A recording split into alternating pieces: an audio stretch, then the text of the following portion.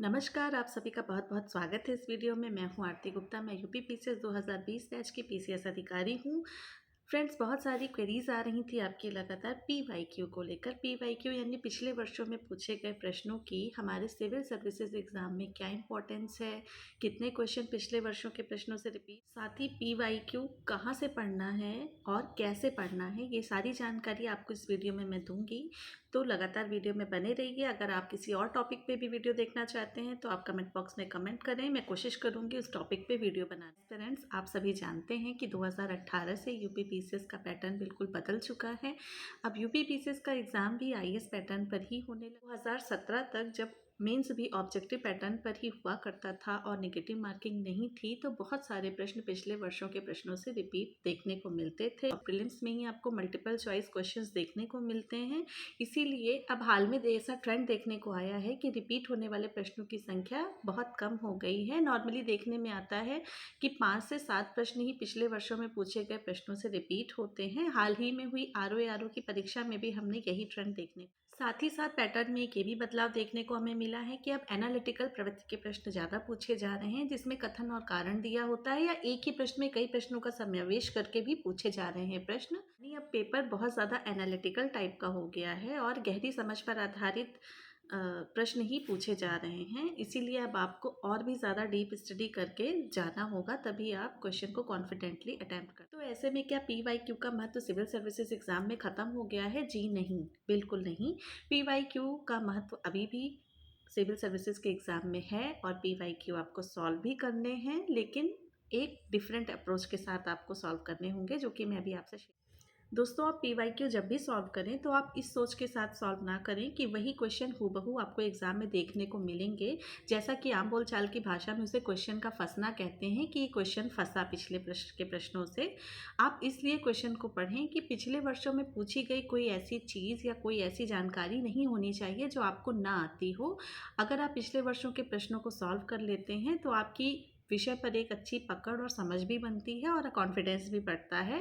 साथ ही एक और फ़ायदा है पीवाईक्यू सॉल्व करने का कि आपको आयोग किस तरह के प्रश्न पूछता है, आयोग क्वेश्चन की फ्रेमिंग कैसे करता है या किस अप्रोच के साथ क्वेश्चन को लेकर आगे बढ़ना है, इसकी भी समझ आपको मिल जाती है। साथ ही साथ प्रैक्टिस हो जाती है। बहुत सारे क्वेश्चन ऐसे होते हैं जिनमें पूछा गया है कि क्या इससे संबंधित नहीं है, तो जो हम गलतियां करते हैं रियल एग्ज़ाम में, उन मिस्टेक्स को मिनिमाइज़ करने के लिए भी हमको प्रैक्टिस करना बहुत ज़रूरी है। तो पीवाईक्यू सॉल्व करने से, प्रैक्टिस करने से मिनिमाइज़ करते हैं हम अपने मिस्टेक को। और जैसा कि आप सभी जानते हैं कि हमारा जो पीसीएस का एग्ज़ाम है, चाहे आरओ का एग्ज़ाम है, सिविल सर्विसेज के जितने भी एग्ज़ाम हैं, सिर्फ इसी की प्रैक्टिस पर आधारित है कि आप कितनी कम से कम मिस्टेक करें, गलतियों को मिनिमाइज़ करें और वो गलतियाँ ना करें।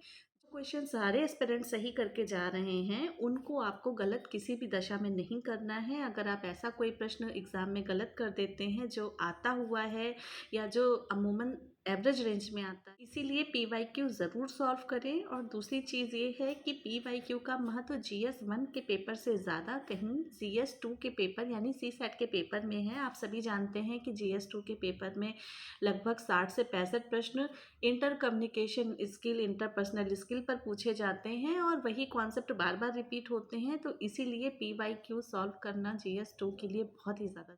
इसी प्रकार से रीजनिंग और मैथ के पोर्शन में भी हमें यही ट्रेंड देखने को मिलता है। आप सभी जानते हैं कि रीजनिंग में एक फिक्स पैटर्न पर क्वेश्चन आते हैं, चाहे वो एबीसीडी की सीरीज़ के क्वेश्चन हो, कोडिंग डिकोडिंग के क्वेश्चन हो, डायरेक्शन के क्वेश्चन, ब्लड रिलेशन के क्वेश्चन, कैलेंडर, क्लॉक एट्सेट्रा के क्वेश्चन।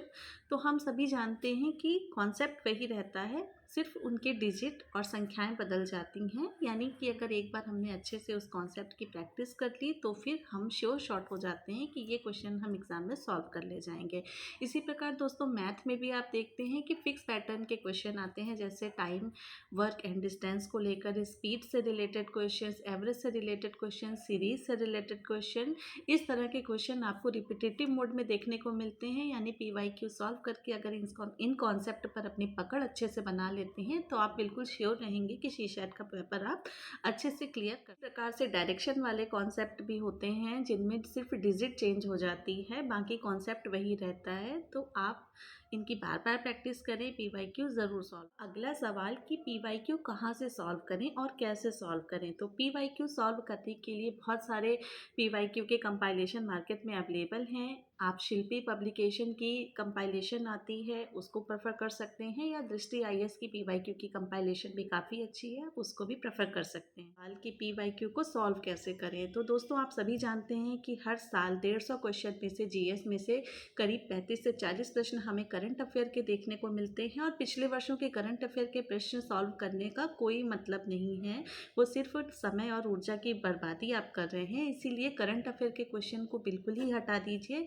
इसके अलावा जीएस के अलग अलग जो सब्जेक्ट हैं उनके सेक्शन वार क्वेश्चन आप सॉल्व करें। आगे से पीछे जाते हुए क्रम में आप पेपर को सॉल्व करें, यानी लेटेस्ट वाला पेपर जो हुआ है सबसे पहले उसको सॉल्व करें, उसके पीछे उसके ईयर का, इसी तरह क्रमशः आप पीछे चलते चले। इतने सालों के पीवाईक्यू सॉल्व करना है तो आप 8 से 9 साल के पीवाईक्यू ज़रूर सॉल्व। डिटेल में पीवाईक्यू को सॉल्व करना चाहते हैं तो समसामयिक घटना चक्र की पूर्वालोकन आती है, जिसमें 8 पार्ट में वो बुक आती है, और हर सब्जेक्ट के उसमें पीवाईक्यू का संकलन दिया हुआ है, एक सिस्टमेटिक फॉर्मेट में दिया हुआ है। उसको सॉल्व करके भी अपनी तैयारी को आगे बढ़ा सकते हैं। उसमें प्रश्नों के नीचे उनकी व्याख्याएं दी हुई हैं, जिनको पढ़ने से आपके कॉन्सेप्ट मजबूत। साथ ही अगर पीवाईक्यू में कुछ आपको ऐसी अलग टाइप की जानकारी मिलती है जो कहीं आपने ना देखी ना सुनी, तो उनके एक शॉर्ट और कंपाइल्ड फॉर्म में एक नोट्स भी आप तैयार कर सकते हैं, और एग्ज़ाम हॉल में जाने से पहले आप उनको एक बार रिवीजन भी कर सकते हैं।